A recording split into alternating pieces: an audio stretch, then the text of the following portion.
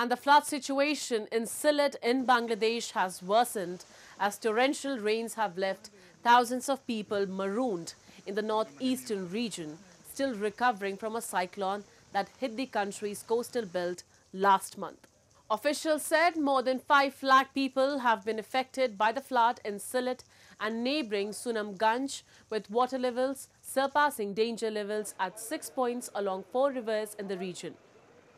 Meanwhile, at least 10 people, including 8 Rohingya Muslims, were reportedly killed in rain-triggered landslides in refugee camps in southern Bangladesh. The Weather Office has forecast heavy rains to continue for the next few days. যে মালিকের ঘরে ক্ষয়ক্ষতি হয়েছে আমরা এখন একটু আছে এগুলোর মাল কিছু নিছুন গিয়ে অন্য বাসা জি না সিটি কর্পোরেশনে কেউ আমরা 21 সালেও আইসুন না এখনো কেউ আইয়া এখন দেখছুন না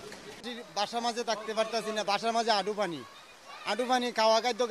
খাইতে পারতাছি না রান্না বাড়া করতে পারতাছে না